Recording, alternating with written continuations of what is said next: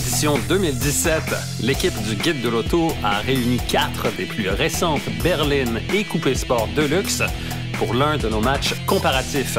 Et c'est sur le circuit de Mécaglice que nous avons opposé les BMW M2, Cadillac ATS-V, Infiniti Q50 Red Sport et Jaguar XFS. Au programme, mesures de performance et analyse comparative du design, de la conduite, du confort et de la sécurité, entre autres. Seul coupé dans notre carré d'as, la BMW M2 est une propulsion animée par un moteur 6 cylindres en ligne de 365 chevaux. Sur le circuit, le moteur, la boîte de vitesse, les freins et la direction forment une équipe d'une redoutable efficacité. La direction est très précise et la transmission est toujours sur le bon rapport. Par contre, la M2 a perdu des points pour son niveau de confort avec des suspensions sèches sur mauvaise route, ainsi que des places arrière qui sont difficiles d'accès. Parmi les voitures les plus spectaculaires sur le marché, les modèles V de Cadillac occupent une place de choix, et c'est le cas de la ATS-V qui s'est démarquée côté design. Son moteur V6 turbocompressé est très puissant avec ses 464 chevaux, mais les freins ne sont vraiment pas à la hauteur et les pneus d'origine ne sont pas très performants. La direction est précise, plus même que celle de la BMW M2, mais la boîte automatique est paresseuse, même en mode sport. Pour ce qui est de la vie à bord, l'ATS-V déçoit avec son système multimédia qui manque de réactivité.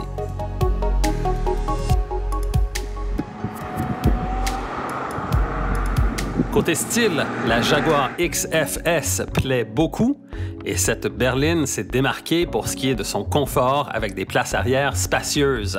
Sur la piste, le bilan est partagé. La Jaguar XFS offre de bonnes sensations, son moteur livre la puissance de façon très linéaire et l'assistance de la direction est bien dosée. Par contre, le train arrière est très léger, ce qui est surprenant pour une voiture à transmission intégrale, et la boîte automatique est lente à passer les rapports.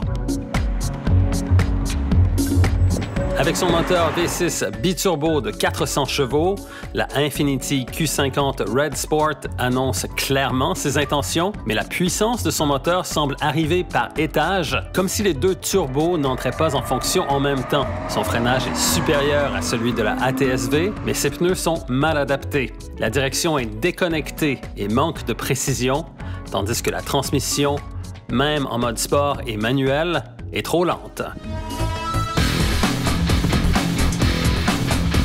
Bien que nous ayons préparé un match comparatif de 4 voitures, nous nous sommes plutôt retrouvés avec 2 matchs de 2 voitures. La BMW M2 et la Cadillac ATS-V ont toujours été très près l'une de l'autre, autant en termes de performance qu'en termes de sportivité, même si ces deux propulsions n'ont pas la même vocation et ne rejoignent pas nécessairement le même public.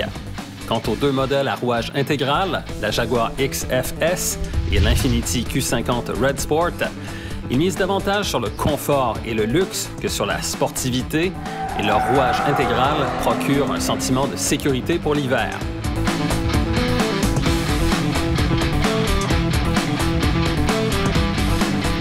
Au final, c'est la BMW M2 qui remporte les honneurs de ce match comparatif avec un score de 318,9 points.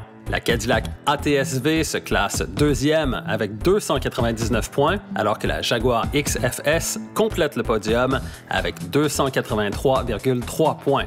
L'Infiniti Q50 Red Sport ferme la marche en 4e position avec un score de 278,6 points.